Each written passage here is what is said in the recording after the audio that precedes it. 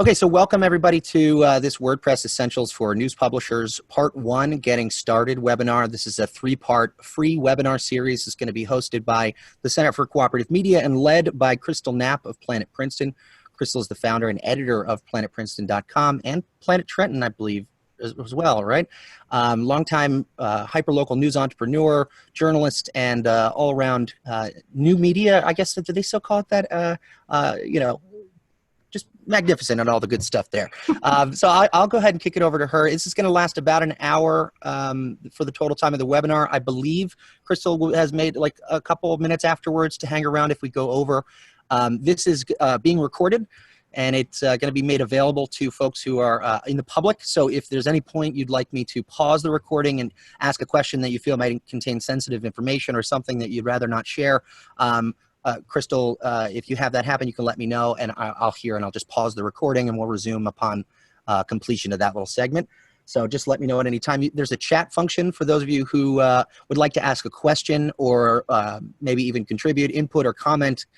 You can put that in the chat down there, and I will make sure to read through your questions and then present them to Crystal when she reaches a natural pause or a break, and it makes sense to interject. Or if you'd like to go to questions as a sort of breathing point, you can go ahead and let me know, and I'll do that as well. If you'd like to ask your question out loud, go ahead and add speak before your question, and we'll unmute you and give you a chance to ask it in your own words if you're having a hard time putting it into text. Assuming everybody's okay with those rules and hearing no objections in the chat or otherwise, because you're all muted, I'll go ahead and kick it over to Crystal, and you can take it from here. Thanks, Joe. Thanks so much for hosting me. First of all, I should mention that I will be providing the slides to Joe after the session so that he can share them with you so that you don't have to take notes right now. And then also you can always email me after. There's a broad range of skill levels in this group from the people who answered the questionnaire. I might not be able to address every individual question I receive, but I'm always happy to help afterwards. So feel free to shoot me an email if you have a really specific question, especially like, for example, on picking out a theme to meet your needs. Some people are running news websites, other people are nonprofit leaders. So you'll each have different needs. So I'm happy to help you with that. So just a little bit about me. So I started my local news website in 2011. It actually started out as a Facebook page. And then when I went to pick a CMS to host for my website, I had no idea what I was doing. I didn't know anything about WordPress. I almost picked Blogger at the beginning, which I'm really happy I did not. But so I knew nothing, and then I went and I looked in the WordPress repository at themes. I downloaded one I liked, and then I was totally frustrated trying to make that theme look like the demo, right? And I tried maybe 10 different themes. I got so frustrated, and I said, okay, I'm going to have to hire a developer to help me with this. So I hired someone. They created a great website for me, but then a little over maybe a year later, I had trouble when I updated WordPress. My event calendar broke, and I contacted my developer, and she said, well, I can't get to that for 6 weeks. And 6 weeks that seemed like a lifetime to me, and I was in a panic. I went online trying to find, I had no money back then. I was really bootstrapping my business. I went online trying to find help, and I learned about this thing called WordCamp in Philadelphia, and there's something at WordCamp called the Happiness Bar, which now some people actually go to WordCamp saying, where's the bar? They think it's a place where drinks are served at the end of the day or something, but it's actually a free help desk that's run all day during WordCamps. So I went to Philadelphia just to go to this help desk for help, and my plan was I'm going to leave right after I get the help I want, and that was my only goal. But when I got there, I realized, wow, this is a great community. People really want to help you. I attended a few sessions that were really informative. And then I went to the Happiness Bar, and the person solved my problem in like 5 minutes. And I felt really embarrassed. And I'm saying, oh, I'm struggling. Should I learn WordPress? Shouldn't I? People tell me I shouldn't go down that rabbit hole. And he said to me, you can do it. There's a community here to support you, and we're all here to help you. So if any of you want to learn WordPress more, you can do it too. Anyone can, and it really is a generous community. It's one of the reasons I love WordPress so much, and I feel like so grateful that was the CMS I chose. First of all, there are online forums, blogs, videos, and tutorials to help you. you just do a Google search for something you're looking for, and there's bound to be something online or someone else with the same problem or issue, and WordPressers will jump in there and answer people's questions. There are local WordPress meetups all over the country. There's a big one in Philadelphia. There's a great one in New York City I go to every month. Sometimes they host help desk nights where all they do is help you troubleshoot your problems or teach you a new skill. WordPress Philly, the annual WordPress camp in Philadelphia. I'm now a co-organizer of that, so I went from knowing nothing to becoming a volunteer to now I'm one of the organizers of that conference, one of the biggest tech conferences in Philly. And then WordPress TV. So if you're too busy to go to one of the conferences, most of the sessions are recorded and posted on WordPress TV. So you just do a search for the topic you're interested in. And yeah, great resources, great community. So I encourage you to get more involved. So when we're talking about security, maintenance, and really the basics of running your site, I can't emphasize enough that having a premium WordPress host is one of the best investments you can ever make in terms of security, scaling, speed.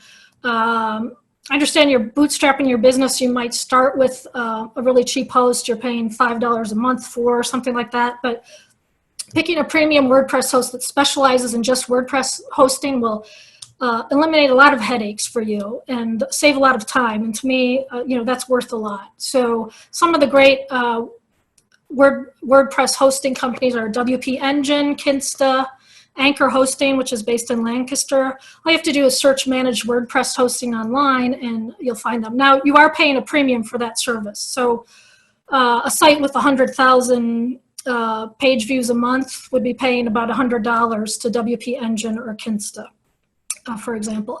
But some of the other,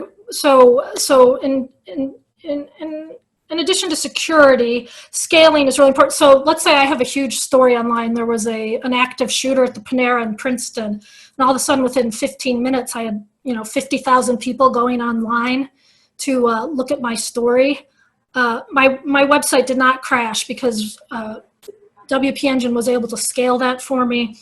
And I went over my visitors for that month, and they charged me, I think back then it was $1 for every extra 1,000 visitors. So, one way to think of it is, where do you want your home to be? Like I use the house analogy quite a bit for when I'm talking about WordPress sites. You want your house to be in a good neighborhood, right? If your house is in a good neighborhood, you're less likely to have break-ins. You're less likely to have issues. So, having your website hosted on a server, think about it. If you have some cheap host plan and you're paying $5 a month, you're probably on a server with hundreds of other sites. And if these other sites don't have good security practices implemented, they get hacked, the chances of your site getting hacked are much greater. So, when I was on a cheap server, even though I took precautions to secure my site, my site was attacked repeatedly. And also my site would crash when I had huge surges in traffic. So, Crystal, real quick, I just want to make sure, are you supposed to be sharing slides right now? Yes. Okay, so you have not started yet, no.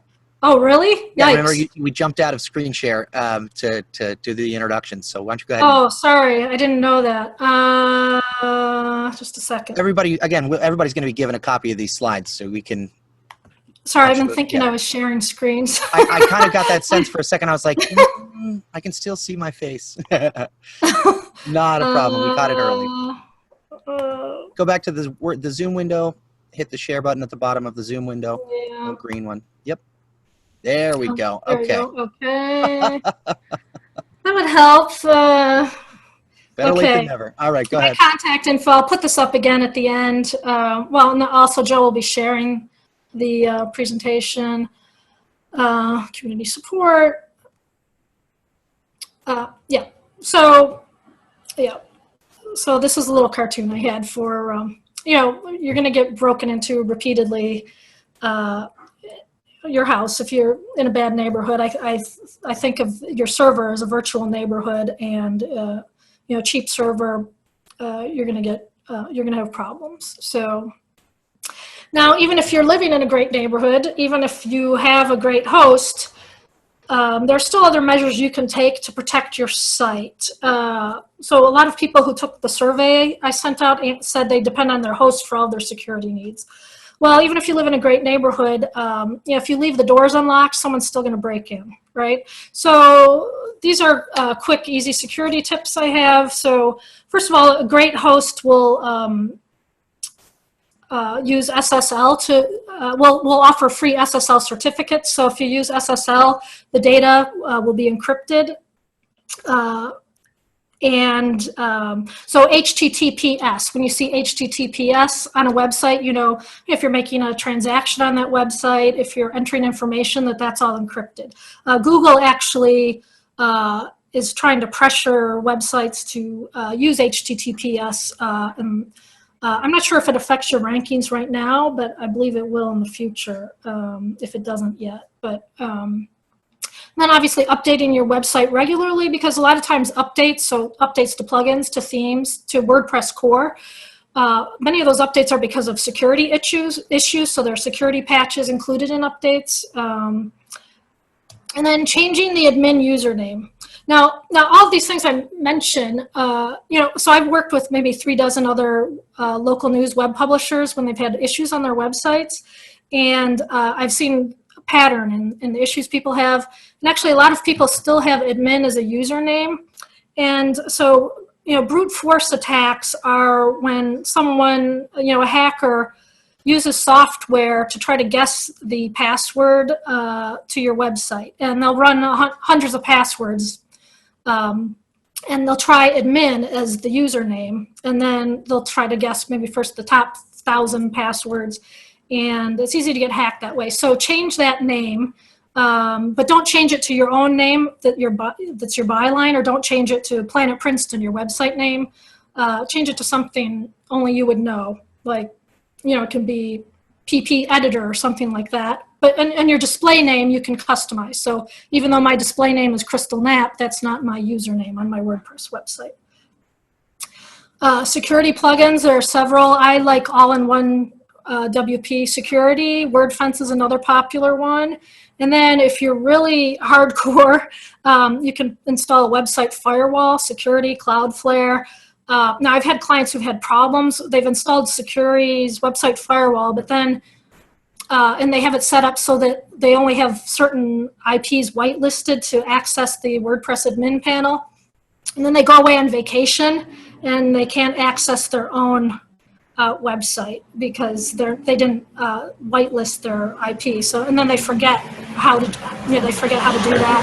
Or they ask for help from the developer of a plugin and they have to add that person to their whitelist, or, so that gets a little complicated. I think that's like, for the average local news website, you probably don't need that, but if you really are concerned about security, that's an extra measure. Well, are there any questions about security first? I'm going to go through the all-in-one WP plugin I use. So Nikolai said he's been using HostGator, which is an all-purpose web host, not WordPress specifically, or I believe. And he says, yes, SSL is included. Kevin says that he had a bad experience with Bluehost, and he now uses WP Engine. So, but I don't see any chat at the moment, though. Great. Anybody else have a question? You want to raise your hand or let me know? Doesn't seem. Seems like we're good. Go ahead. Yeah, I use Kinsta right now, but I've also used WP Engine and a few others. The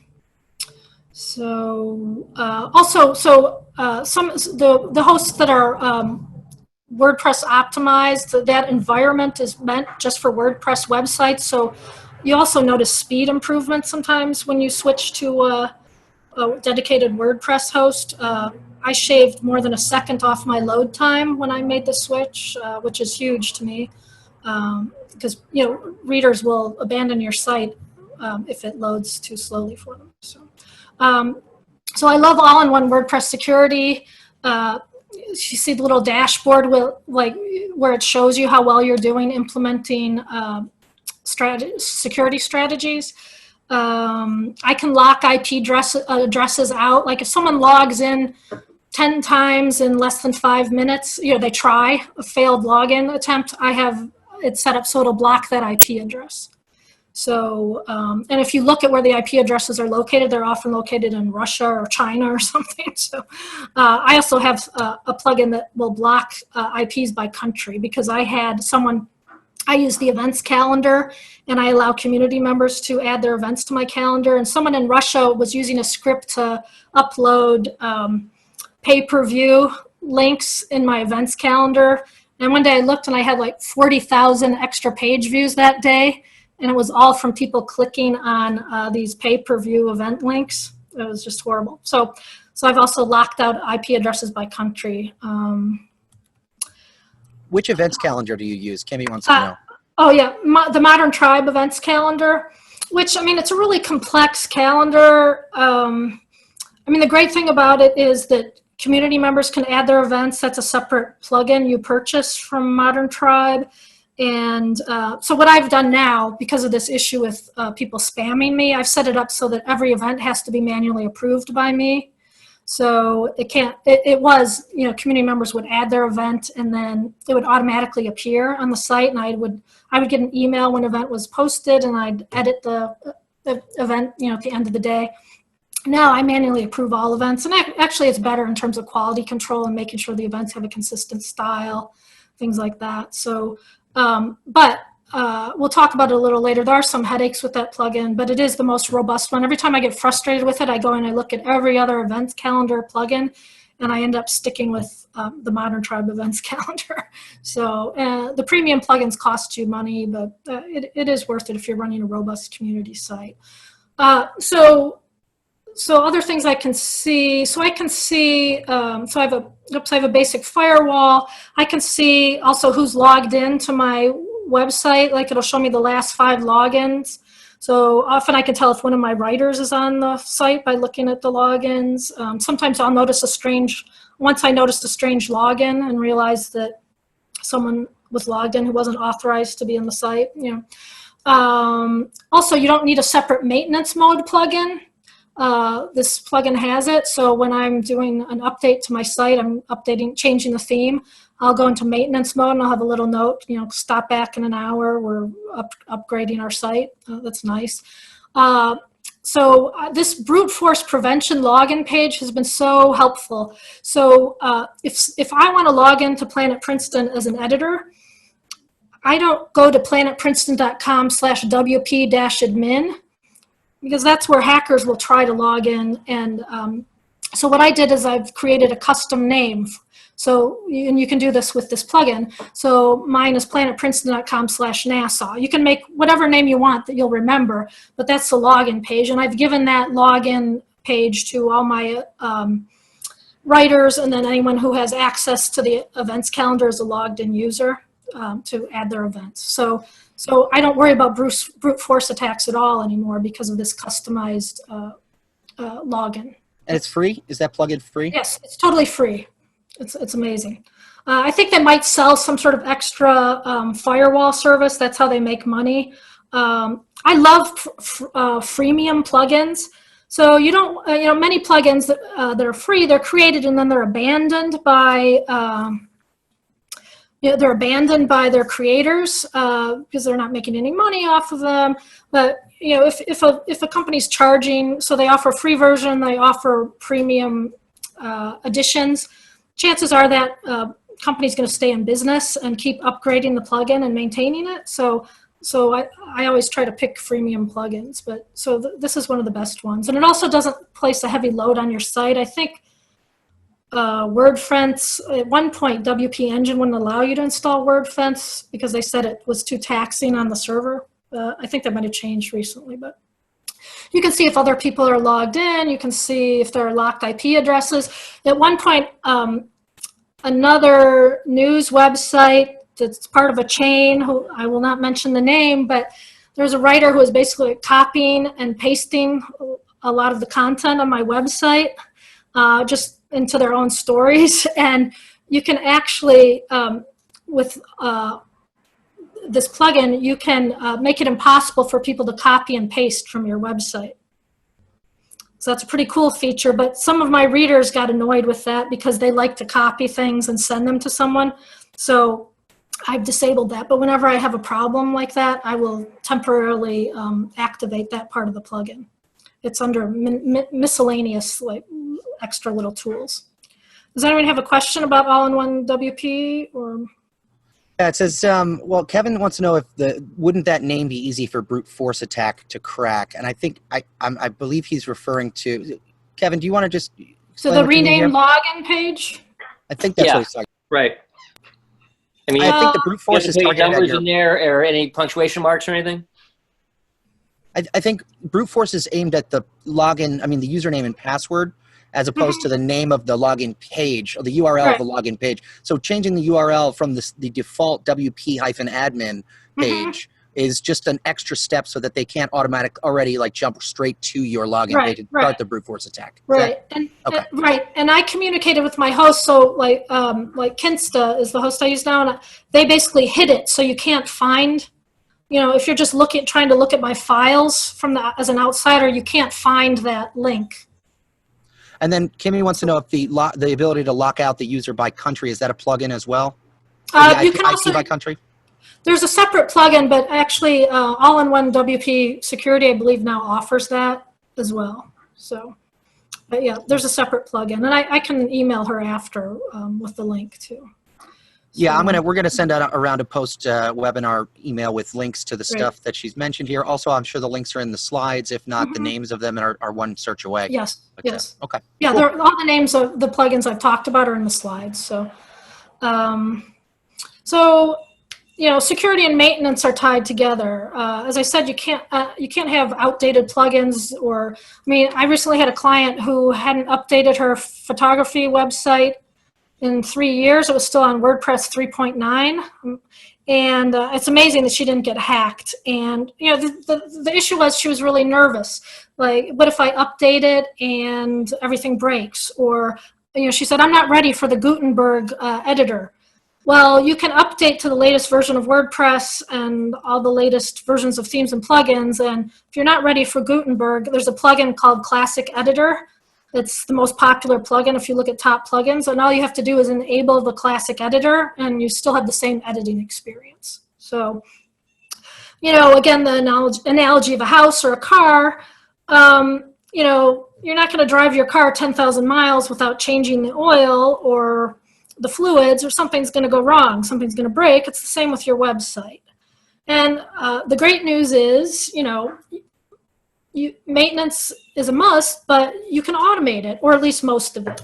Now, images are really, you know, as a local news website, I mean, at one point I realized I had thousands of images on my site, and I didn't compress them at all, and it was slowing down my site. I probably shaved 2 seconds off my site's load time by compressing these thousands of images.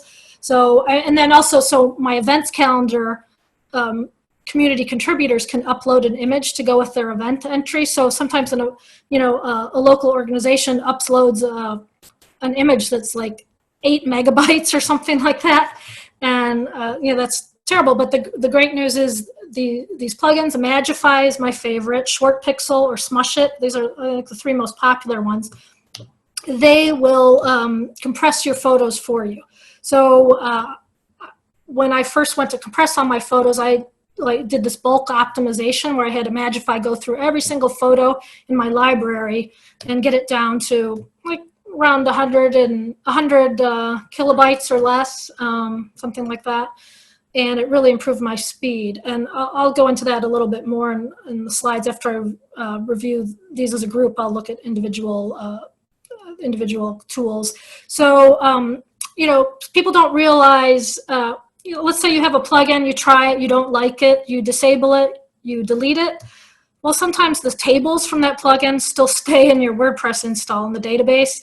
I was migrating to a new host, and I was looking through all my files, and I was like, wait a minute, what is this doing here? I don't have this plugin anymore. But yeah, these stick around. So WP Optimize cleans up your databases and tables and comments that you never posted, drafts that you're never going to use, revisions, all that. It removes anything that's unnecessary, that's sort of a remnant, and it really helps with the speed of your site and optimizing your site. Also, so let's say you're busy, you're a publisher, you're really focused on content and revenue. You say, I just don't have the time to update my website. Well, Easy Updates Manager will do it for you. It's a plugin where you can select what you want to be updated automatically. So if you can choose, like, I just want my theme to be updated, or I want all my plugins to be updated automatically, or WordPress. And you can actually go in and pick individual plugins that you don't want to be automatically updated. Because, like, for example, the events calendar. Every major release of the events calendar, there's always a concern, like sometimes there's a headache with that. There's a plugin conflict, or there's some sort of issue. I like to wait till that plugin release has been active for a week or two, and then Modern Tribe people sort of work out all the bugs with that. And then I like to update that plugin manually. And I like to do it like late at night, like at midnight or something, in case there's a problem. So with Easy Updates Manager, I can just disable the automatic update for the Modern Tribe calendar. And then, I don't know if you've ever tried to update a theme or a plugin, and you go to update it, and it's like error, theme already loaded, plugin already loaded. Well, there's a simple plugin called Easy Theme and Plugin Upgrades, and it creates a zip file. It loads it in your media library and replaces the old version of the plugin with the new version. So, can you archive the removed material, the removed stuff, in case you need it someday? Kevin wants to know. You mean with a theme, for example, or a plugin? Kevin, why don't you go ahead? Yeah, with all of this stuff, you're talking about taking out all these different tables and comments and drafts of stories that for whatever reason never got published. But if you needed it someday as evidence in court or something, I mean, could you archive it? I'm not sure about posts. I'm not sure I would need like a revision. Well, so with the image optimization, you can revert to the original, so that, let's say the image optimization distorted your images. They're too pixelated, they're too small, the quality isn't good. You can revert to the original. Databases and tables, I mean, what I would do is, so any great host, so with Kinsta and WP Engine, you can back up, they automatically back up your site every day, once a day. So if I did something where I deleted a database or a table, and it affected my site, I would just do a one-click restore to the last version before I went and I'd optimized everything. Also, if I'm going to do major cleanup, if I'm going to do something, a major change, like switching a theme or updating a tricky plugin, I'll actually go in and manually create another backup of my site right before, in my host dashboard. So WordPress Engine or Kinsta, I will go and create an extra backup of my site right before I do the update. But now with themes and plugins, you can go back to, so if you go to the WordPress plugins page and you go and look at individual plugins in the repository, I don't know if you know this, but you can see all the old versions when you go to look at the details of a plugin. So actually, for example, with the Modern Tribe Events Calendar, I had a problem with their latest release breaking my site a few months ago. So then I went back and searched for the plugin that was a few versions earlier and uploaded that again to restore my site's functionality. So, but not in terms of comments or drafts of stories. No, I mean, you'd have to revert to the old copy of your website if something was deleted by accident or something like that. Is that clear? Yeah. Yep. Any other questions from anyone else on that? Kimmy had a question about I sent her a link. Kimmy, there's plenty of information about what the plugin and easy plugin and theme upgrades are used for. I think. Oh, yeah, I can show you. Cool. Yeah, so some themes and plugins, so you buy something and it's not directly connected to the WordPress repository, and you go to try to upgrade to the latest version of the theme, and WordPress will say, hey, that you already have that theme. It doesn't care about the version. This is just a way to ease. So sometimes, so in the past, I was like, I'd delete a theme and then I'd reinstall it, the new version. This way, you don't have to do that. You don't have to delete anything. It just overwrites. Basically, it's the plugin overwrites the old version. So, yeah. So this is the panel for Magify. The settings, so you can choose how aggressive you want the image optimization to be. And then this is nice, auto-optimize images on upload. So that means when users upload an image, my calendar contributors, that image is automatically resized to the right size, which is really nice. And then it keeps a backup of original images. Now, I pay a monthly fee for this. I believe it's worth it. I think I pay something like, I don't know, $5 a month. But it's worth it to me. But so I also use the premium version of WP Optimize to keep all my tables and databases and optimized, but they just added images to their plan. So this is a recent development within the last few weeks. So I don't even need the Magify account now, because now I can use WP Optimize to optimize my images. And it has all the same features. So. Any questions about that? Nothing in the chat. Okay. Now with themes. Kevin has another one. Kevin, do we have time, or do you want to? Lugani, go ahead. Go ahead, Kev. So if it's going to back up all your pictures anyway, how is that going to speed up your site? If it's making a copy of the full-size photos? Because it's not serving that to your users, right? Yeah, it's not serving that to your users. It's it's stored someplace else, so it's not what's being served to your users. From this. Yeah. Now, do you all have child themes for your website? So themes. So a child theme is basically so it's good to create a child theme. So if you have a WordPress theme and you make change, let's say you update to a newer version of that theme, it'll often delete your customizations most of the time. So what the best practice is to create a child theme, and that child theme stores all your customizations so that when your main theme is upgraded, you're not going to lose all those customizations. And most theme developers will give you a child theme with your documentation and your theme files. So that's what I would use. Now, if you already have a theme installed and you don't have a child theme, once again, there's a plugin for that. My motto is always like, I bet there's a plugin for that, because 99% of the time you want to do something with WordPress, there is a plugin that will achieve it. So yes, you can create a child theme. And if someone needs help with that, I'm happy to help after the webinar if you have questions about that.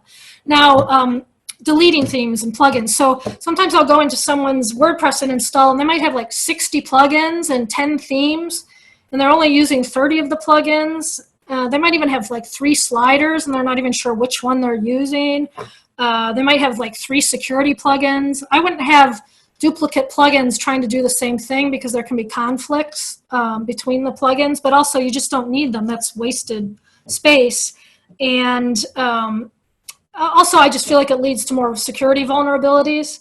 But with themes, I would just keep the current, the child theme, the current main theme, and then whatever the default theme is for WordPress. So like 2019 is the default theme. And why you should keep that is because let's say you have a problem with your Modern Tribe calendar. You contact support and you say, oh, help me. I have a conflict here and the calendar's broken.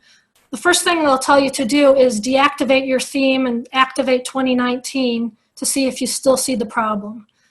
Because if you don't see the problem anymore, it means it's a problem with your theme and not the, it just helps them pinpoint the issue. You also will be asked to disable all of your plugins. There's actually a plugin that allows you to disable all your plugins with one click and then restore your plugins to their previous settings. Which is really nice. But a lot of people don't even realize how to delete themes that they're not using anymore, and it's kind of like tucked away. So when you go to Appearance and Themes in your WordPress menu on the left, and you click on appearance themes, and then you'll see all the themes you have on your WordPress install, and it'll show you which one's active and which ones are inactive. You have to click on theme details to find the location of the delete button. So you click on theme details and you come to this screen where it shows you the details when your theme was last updated. And in the lower right corner, it says delete.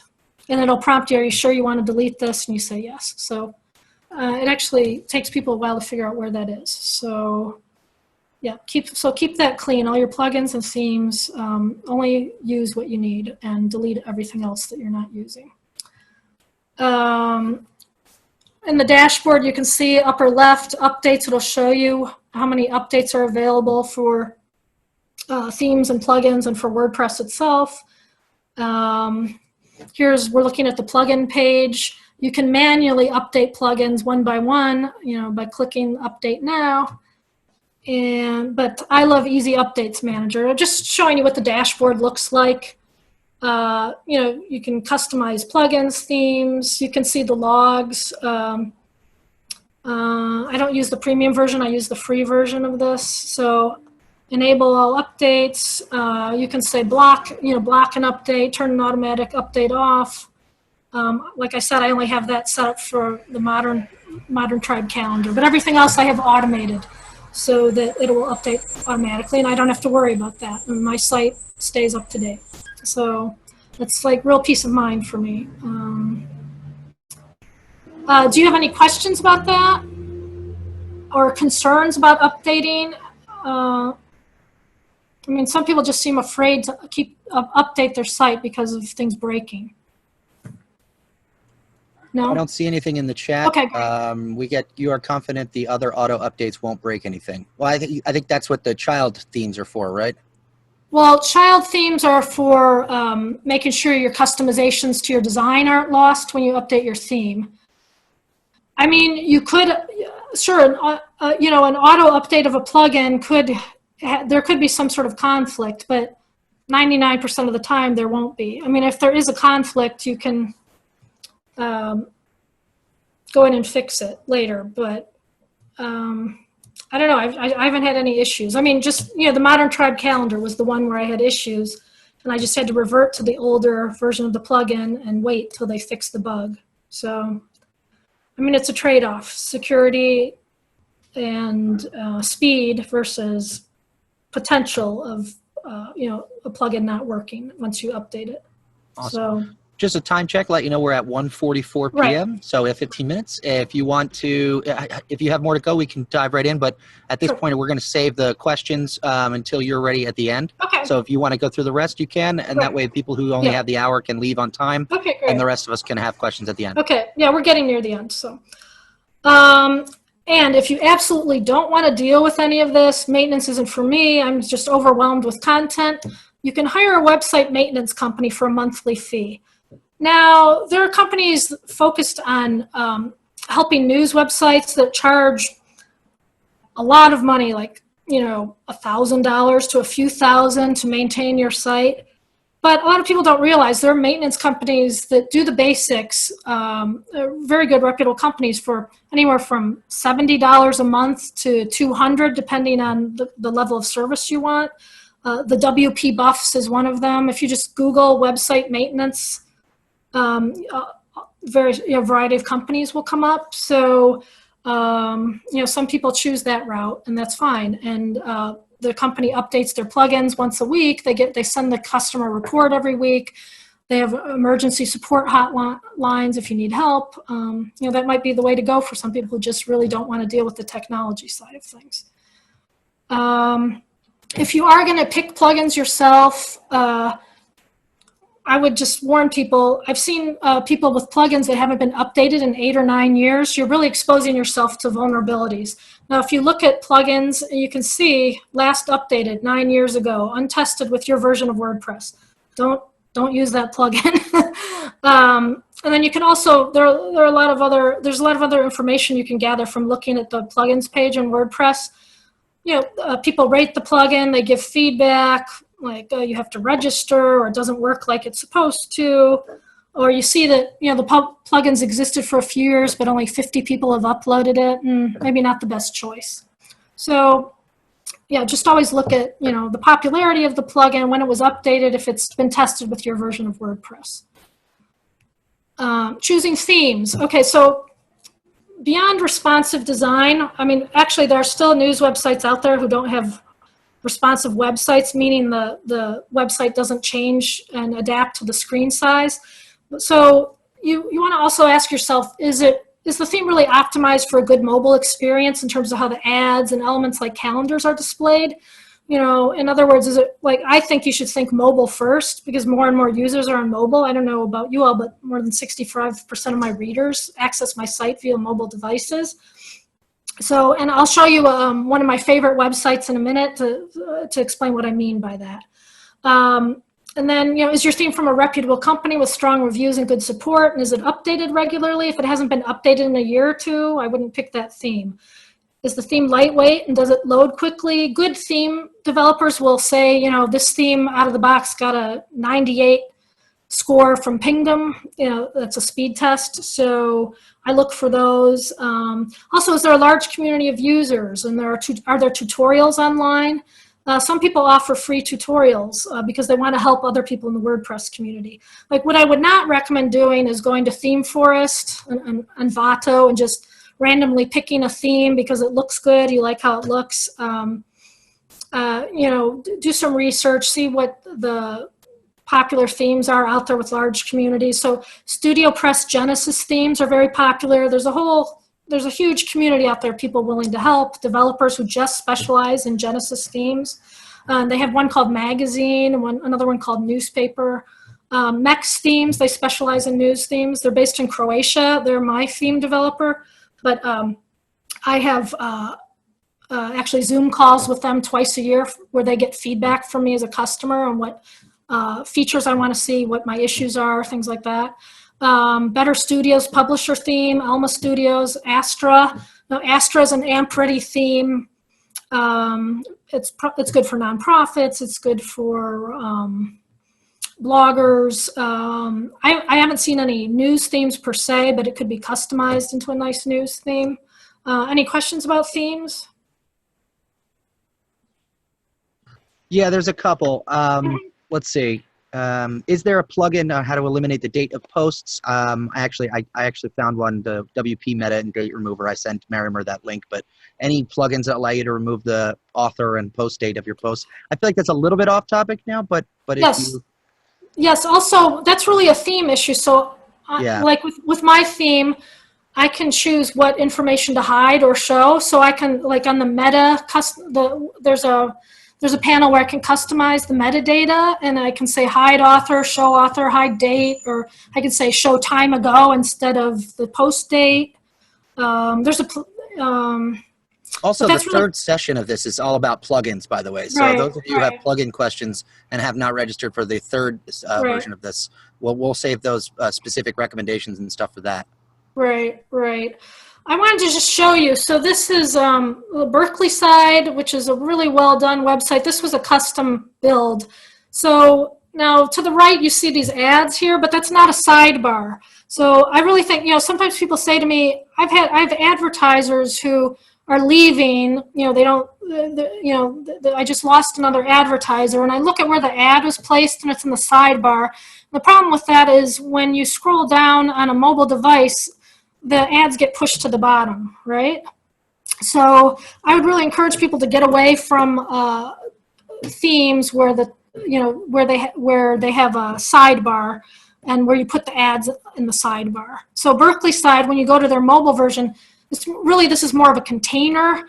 So the story Berkeley Marina and these ads are in a container, and then it's like basically these blocks of containers, so that when you go to the mobile version, the ads are right underneath that post instead of being pushed to the bottom. And then you have, a few more stories and a few more ads and a few more stories and a few more ads. It's really a nice experience. And if I were an advertiser, I'd be really happy with that, with seeing my ad high up in the website. So we have to really be thinking mobile first and sort of get rid of our old ways of thinking with the, main content area in the sidebar. Any So question? Kevin wants to know if WordPress vets these. Well, that's more plugins. That's there are. Was WordPress or any other body vet the plugins out there other than their sort of rating system?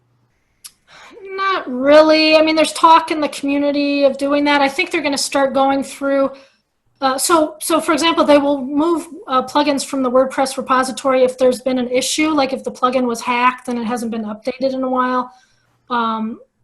Or, you know, they'll flag the plugin and they'll disable it. And like, I think even SEO Yoast, the top SEO plugin, maybe there was a vulnerability there. And so they send out an alert and yeah, but something that hasn't been updated and there's a security vulnerability that's been exposed, they will remove that. So, but in terms of themes, there's really no one that's going to say, no, you can't, you know, you can't sell this theme or anything like that. Let's see. We have we got. Where do you put ads so they show under content? I think that's more of a conversation that's going on in the chat as opposed to questions. Mm-hmm. Do you have any more slides, or do you want to go to? So I'll just quickly review these things. So I mean, this is really quick. So for spam management, my favorite plugins, you know, there are two plugins, Akismet and Anti-Spam Bee. And that'll help you deal with spam comments. So basically, known spam commenting accounts will be blocked from commenting on your website. They work really well. Everyone should be using the Yoast SEO plugin for search engine optimization. It's free. There's a premium version, but really you're fine with the free version to start. And you know why this is so important now is because Yoast has been able to change the nature of SEO. So it used to be, you know, Google and Bing had to crawl the web to find your content. Now with the latest version of Yoast, when you post a story, Yoast within a minute or two says, hey Google, hey Bing, look, this is new content on Planet Princeton. So like I noticed recently, like my stories are appearing in Google News feed much quicker. It's given me a good SEO boost. So it's important to have that plugin, even if you don't want to do all the, you know, there are a lot of little entries you can make on that plugin, changing your metadata, descriptions, things like that. Even if you just have the bare bones setup, once you install that plugin, it'll help you a lot. Audience, so if you track, there's a Google Analytics dashboard plugin where you can enter your Google Analytics code, and that way you can have your site tracked. I also use Audience Analytics by Quantcast.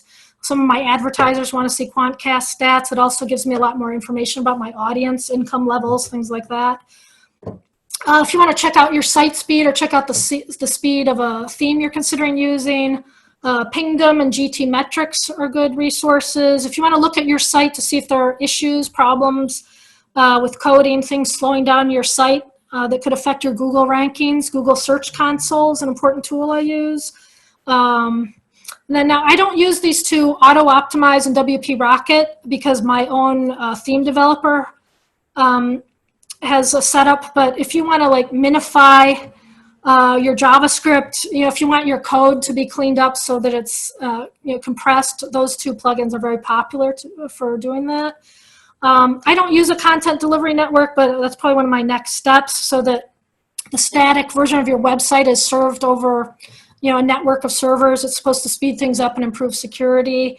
And then finally, I use Downtime Monkey to receive alerts if my site's down. So when my site goes down, I get an email from Downtime Monkey saying, hey, your site's down. And then when it's back up, I get another email.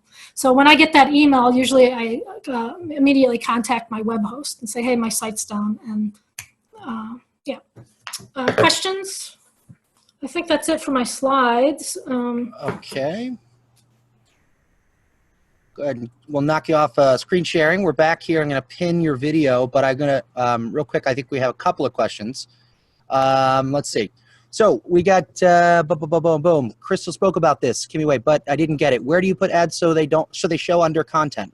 And I believe you just said don't put them in those pre-made sidebars on most WordPress themes. Well, that would mean you'd need a good theme. Yeah. And you would need a theme that has ad slots in between categories or in between rows. So that's really a theme choice. Kimmy, you're unmuted if you wanted to ask out loud.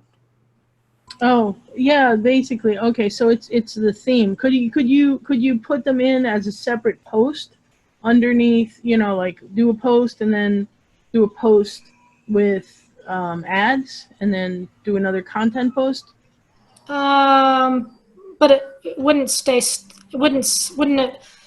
I mean, I've done sponsored posts that way where, I post a sponsored post clearly labeled a sponsored post as a story. Mm-hmm. Now, my previous theme, which was a grid-based theme, you could actually post an ad. You could inject an ad into a slot instead of a post, and it was sticky, so it would stay there and not move around.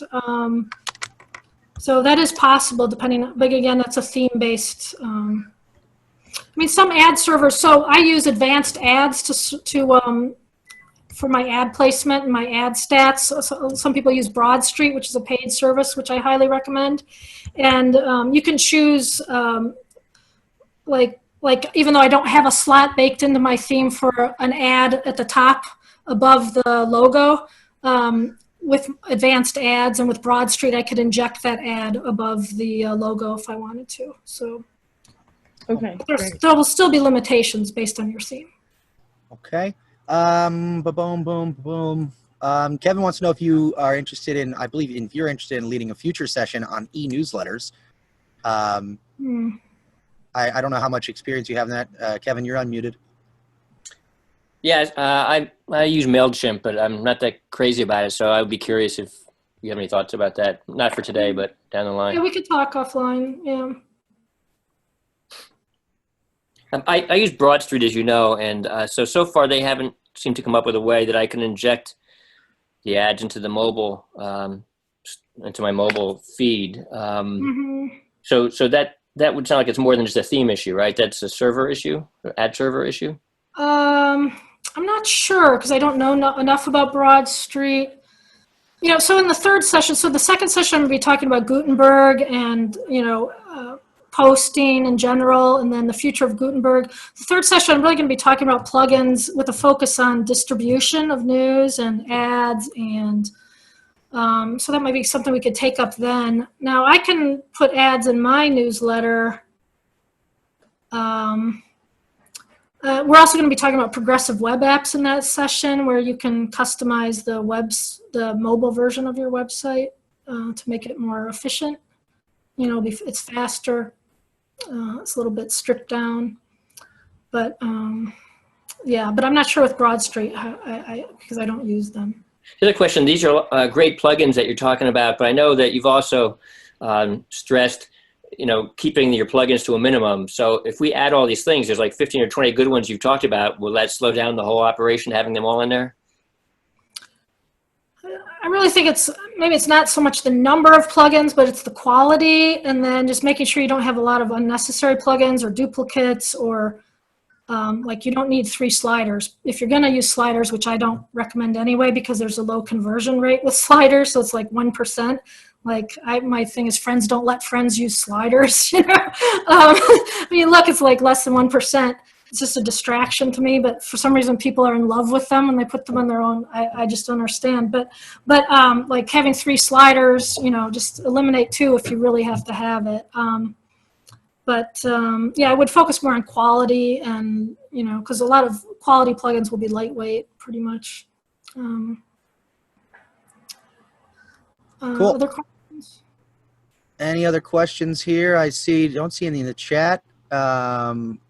Nikolai, let me unmute Marimer real quick. Oh, Marimer has a question. So if I already have a news template, how can I insert the ads in between the posts? Is there any code that's that you would suggest to use? And Marimer, you're unmuted now if you'd like to elaborate.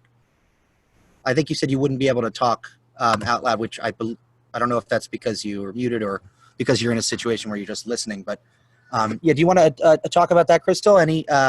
Any good plugins or solutions to enter content ads? Well, so if you want to enter content between posts or within posts? How can I insert the ads in between the posts? It says, there you go.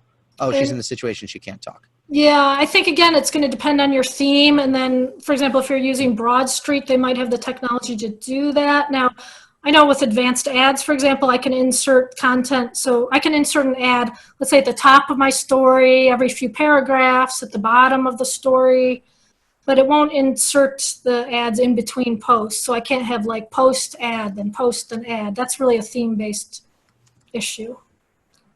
And then So with my, oh, sorry, go ahead. No, go ahead. go ahead, no. Well, I was just going to add that Nikolai had said from the sounds of it, Broad Street just doesn't have a good mobile theme, which I think is hindering. He says he seems to suggest that's hindering. Nikolai, you want to elaborate? Yeah, I'd like to hear about that. Well, just from the way it sounds, like the theme he's using just doesn't have a good setup for mobile devices, because what all WordPress does is the stuff I do behind the scenes is it creates a bunch of CSS themes.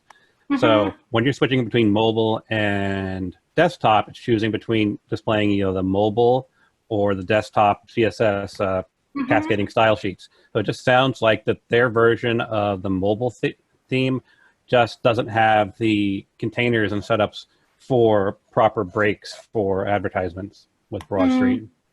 Because that's all WordPress is at the end of it. It's a user interface to make the stuff that I've been doing for years simpler. I'm looking right now to show a theme too, where I feel like this is just my personal bias or opinion. Like I'd rather not have like a separate version of my website for mobile. Like I forget what the plugin was called that people used to use to deliver a mobile version of the website.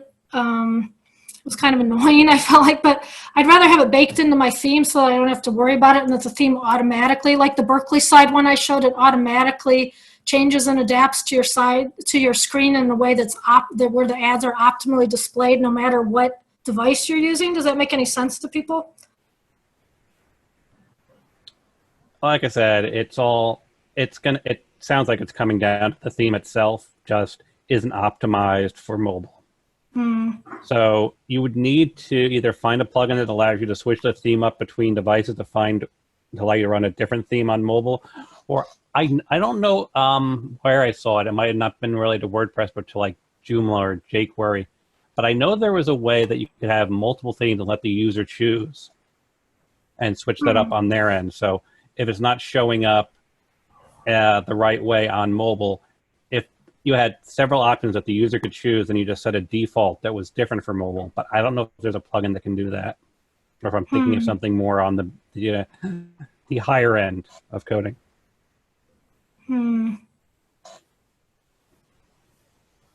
Yeah, I don't know. Okay. Davis had to jump off. He said it was great. Thank you, Crystal and Joe. Thank you, Davis. You're already gone, but thanking you from the recording. Well, thank you from after you left. It's 2:04 right now. I want to cut this. We started at 1:05, so we're literally perfect timing. A clean hour.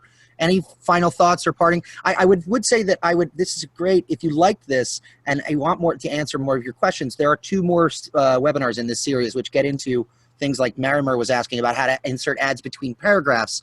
I'm sure the session on Gutenberg, which is coming up next, will be able to cover a lot of that and a lot of the changes there. So folks who are listening in the recording, folks who are on here now, I highly encourage you to sign up for this 2nd and 3rd iteration of this series because we're going to be taking everything we've talked about now and then building on that. And staying with all 3 of these webinars will allow you it'll prevent us from having to start over or start from scratch with new folks every time. And then we'll actually really be able to get into some of the weeds here. So again, the second one, I just have to pull it up real quick when it is, but I'll give the dates. Let's see, CCMWP series. There we go. We have the next one is going to be on August 13th at 1 p.m. Same place, same location. And then the final one about plugins will be September 10th at 1 p.m. Crystal, do you have any, can you let everybody know how they can follow more of what you're doing and get in touch with you? We're going to send around an email to those of you who are on the call now, but for those who are listening in, how can they get in touch with you if they'd like to ask questions and follow up? Yeah, you can just email me, Crystal, KRYSTAL @planetprinceton.com, and I'm on Twitter at Crystal Knapp. I tweet a lot about WordPress events on Twitter too. So if there's a WordPress meetup or WordPress camp, registration open in the area, something like that, or new tools, things like that. And I'm a fellow at the Reynolds Journalism Institute, working on a project on push notifications and progressive web apps. this year, so you'll be hearing a lot about that if you follow me on Twitter. So. Fantastic. And for those of you who would like to sign up, go to bit.ly/ccmwp series. That's all lowercase, bit.ly/ccmwp series. And you can sign up for the remaining 2 webinars. Again, both are free.